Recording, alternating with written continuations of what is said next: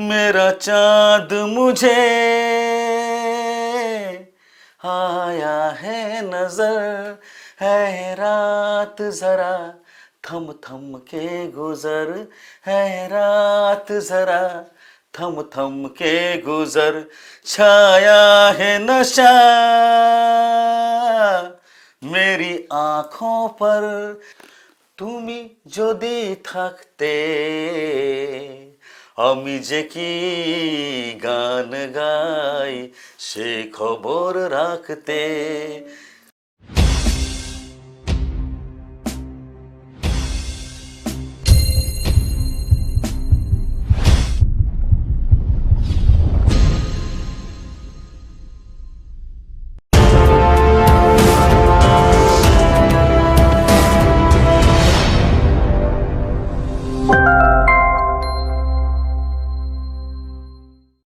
Welcome back to our show A cup of চা with Arunima. তোমাদের অরুণিমা আবার পৌঁছে গেছি প্রতি শুক্রবার ডিজিম্যাক্স ক্রিয়েশন ইউটিউব চ্যানেলে সন্ধ্যে 7টায়। প্রতিনিয়ত সাকসেস স্টোরি নিয়ে তোমাদের সামনে হাজির হয়ে যাই অ্যাজ ইট ইজ। তোমরা আমাদের চ্যানেলকে অনেক ভালোবাসা দিয়েছো, তার জন্য অনেক অনেক ধন্যবাদ। আজকে আমার স্টুডিও আলো করে যাকে আমি পেয়েছি, প্রথমত ছোটবেলা থেকে যার গান শুনে আমি বড় হয়েছি, শানুদা, এবং আমার ছবি তুমিও তুমি তাতেও গান গেয়েছে শানুদা। আজকে যাকে পেয়েছি অ্যাজ এ গেস্ট স্পিকার, মানে অবিকল, মানে শানুদার মতো দেখতে, শানুদার মতো গলার আওয়াজ, হোয়াট আ মানে কোইন্সিডেন্স। ঈশ্বরও বোধহয় কোইনসাইড করে এই জিনিসগুলো নিয়ে। আজকে আমার স্টুডিও আলো করে কাজীবর রহমান দাকে পেয়ে গেছি আমাদের স্টুডিওতে। আজকে শুনে নেব গানে, কথায়, গল্পে এবং অনেক ঝুড়ি ঝুড়ি গান নিয়ে তোমাদের সামনে হাজির হয়ে গেছি আজকে। কাজীবর রহমান আজকে আমাদের মিউজিক ওয়ার্ল্ডে এখন বেশ মানে আলোড়ন সৃষ্টি করেছেন তার গলা দিয়ে। শানুদার গলা টিপিক্যাল, একদম টিপিক্যাল গলা। আজকে আমরা শুনে নেব কাজীবর রহমান দার সাকসেস স্টোরি। কাজীবর দা, থ্যাংক ইউ সো মাচ। আপনি সময় বার করেছেন এত কর্মকাণ্ডের, কেন এখন তো ফাংশন আপনাদের প্রতিনিয়ত নানান জায়গায় প্রোগ্রাম, তার মধ্যে থেকে যে 2024-এর শেষে এসেও আপনার টাইম পেয়ে গেছি। ইটস গ্রেট ফর মি, এবং দর্শক বন্ধুরাও শুনুক, দেখুক আপনার গানময় একটা এপিসোড, রাইট? তো একটা গান দিয়ে শুরু হোক, শানুদার গান দিয়ে একটা শুরু হোক প্রথমে।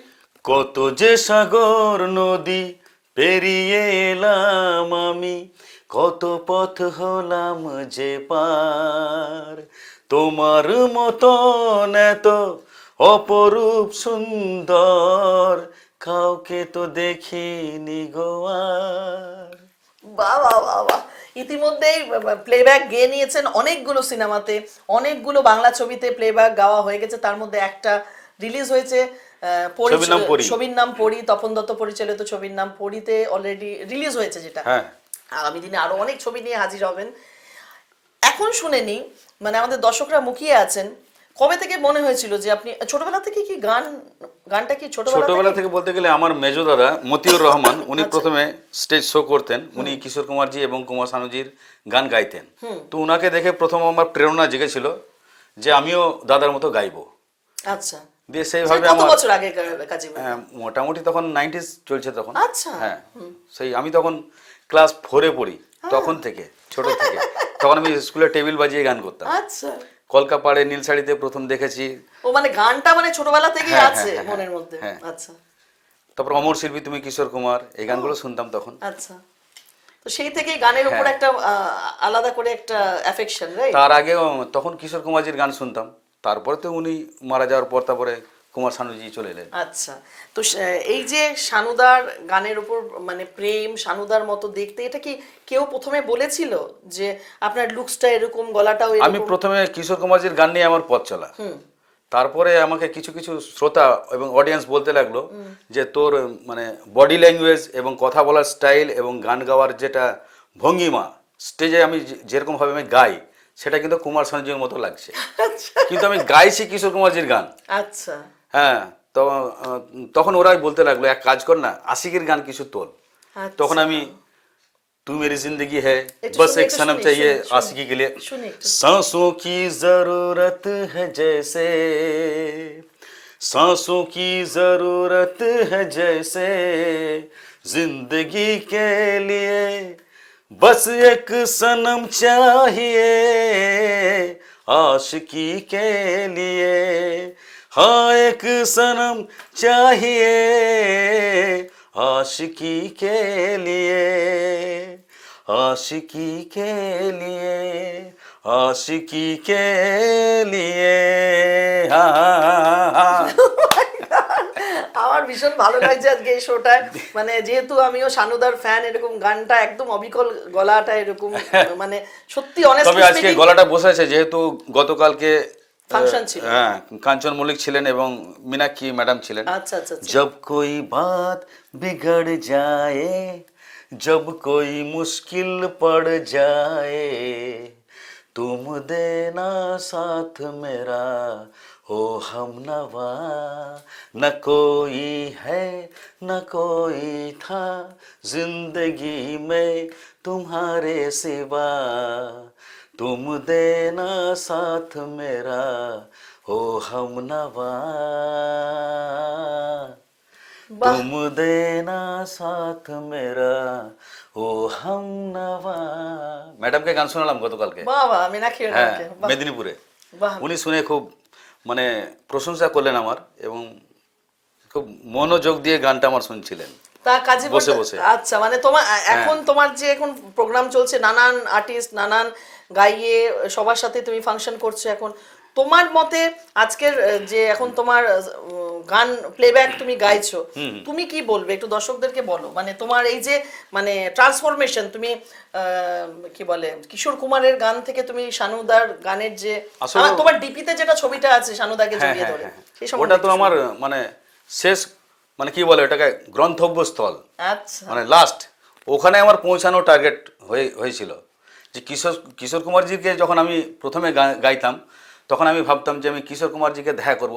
তারপর তো শুনেছি উনি মারা গেছে, দাদা বলছে, মানে মেজদা মতিউর রহমান। আমি বলছি এই যে মানুষটা গান গাইছে না, এনাকে আমি দেখা করব। বলছি ইনি মারা গেছেন রে। ও তখন তুমি হ্যাঁ বলছে জানতে না। তুই আর যেতে পারবি না, তো ছোট তখন আমি তখন। তো তাহলে এই মানুষটা তো ওরকমই গাইছে। তারপর আমি যখন ভাবলাম যে আমি তাহলে কুমার শানুজিকে একবার দেখা করব, আমি প্রত্যেকটা সোশ্যাল মিডিয়াকেও বলেছিলাম, তার জন্য সোশ্যাল মিডিয়াকে আমি থ্যাঙ্কস জানাচ্ছি, এবং প্রত্যেককেই যে আমাকে এই সুযোগটা ওনারাই করে দিয়েছেন, যে আমি ওনার কাছে পৌঁছাতে পেরেছি। একদম একদম, হ্যাঁ, সোশ্যাল মিডিয়া একটা হ্যাঁ, আজকে বড় একদম। বড় আমাকে role আমাকে play আমি করে। আমি প্রচুর মানে মানে খুব ভালোবাসি সোশ্যাল মিডিয়ার মানুষকে, এবং সবাইকে ভালোবাসি আমি। হ্যাঁ, এই হচ্ছে ব্যাপার। আর আমার ওইটাই ছিল শেষ মানে গন্তব্যস্থল। আমি শানুদার হ্যাঁ শানুদা মানে ওই বুকে একবার আমি জড়িয়ে ধরো, মানে আমি অতটা মানে চেষ্টা করিনি, মানে আমি অতটা পাবো ভাবতে আশা পারিনি। করনি, হ্যাঁ। আমি ভেবেছিলাম যে ওনার চরণ ছুঁয়ে একবার প্রণাম করব, ওনার সঙ্গে আমার একটা ছবি থাকবে, আমি সেই ছবিটা আমি সারা জীবন আমার ঘরে দেওয়ালে বড় করে টাঙিয়ে রেখে দেবো। সেটাই হয়ে গেছে অলরেডি। আমি তো এমনিতে ছিল, তার থেকে বড় পেয়ে গেলাম যে উনি আমাকে বুকে জড়িয়ে ধরে সেই ছবি পেয়ে গেলাম। ও মাই গড, মানুষ দেখো যা স্বপ্ন দেখে সেই স্বপ্ন কিন্তু পূরণ হয় তো বন্ধুরা। আমি যতটা চেয়েছিলাম আমাকে ঈশ্বর তার থেকে অনেক বেশি দিয়েছেন। বাহ, এটাই তো পাওয়া, মানে এই যে থ্যাঙ্কফুলনেস, হ্যাঁ। যে ঈশ্বর অনেক বেশি দিয়েছে আমাকে দিয়েছেন।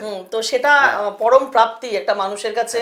যখন কেন আমরা এই থ্যাংক ইউটা বলতে ভুলে গেছি, ঈশ্বর আমাদের অনেক কিছু দিয়েছে, ঈশ্বর আমাদেরকে যা চাইনি কোনোদিন ভাবিনি। আমিও আমার ছবিতে শানুদার গান দিয়ে শুরু হয়েছে আমার সিনেমা মেকিং যাত্রা, কিন্তু সেজন্য আমি সব সময় এই ব্রহ্মাণ্ডের কাছে মানে থ্যাঙ্কফুল থাকি। তো তোমার একটা পছন্দের গান দিয়ে আরেকটা গান শুনি।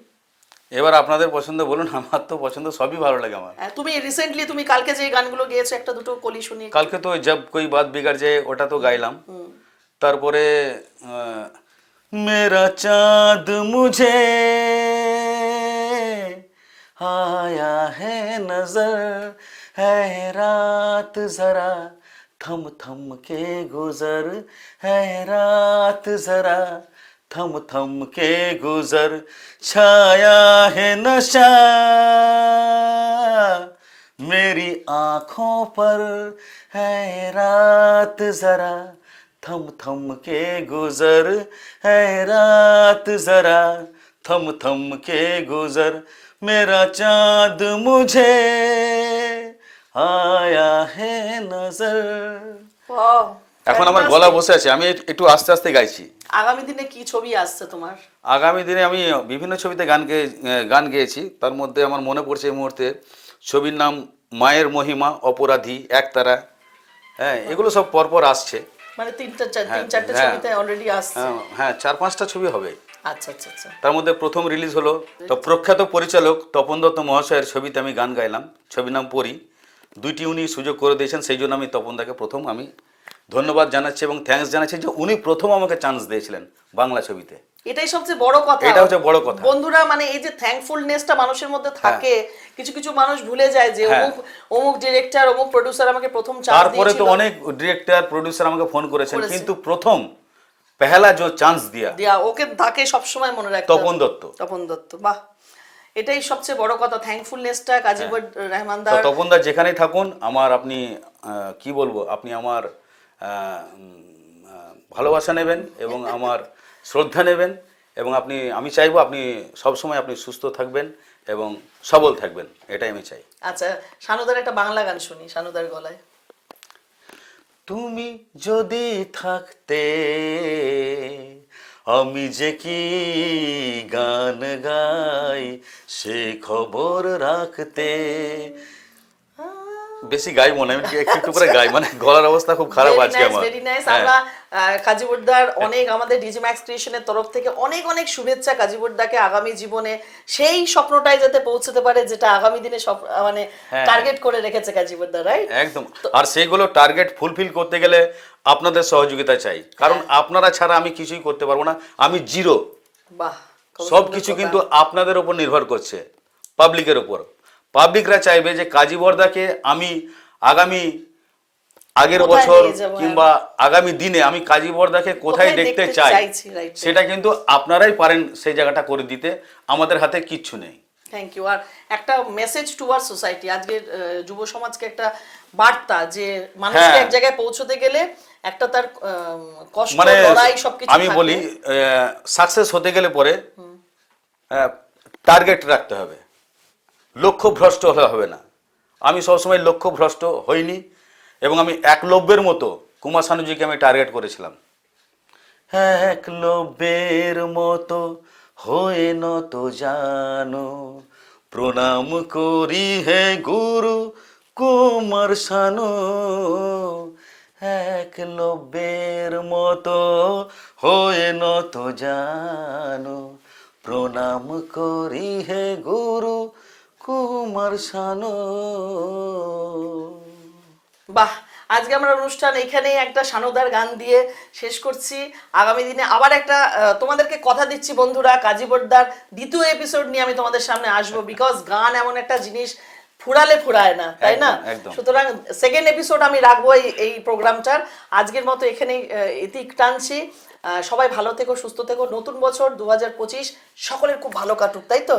এ তো শেষ দেখা নয়, এ তো শেষ কথা নয়, আমি আবার আসবো গানের পরশ নিয়ে।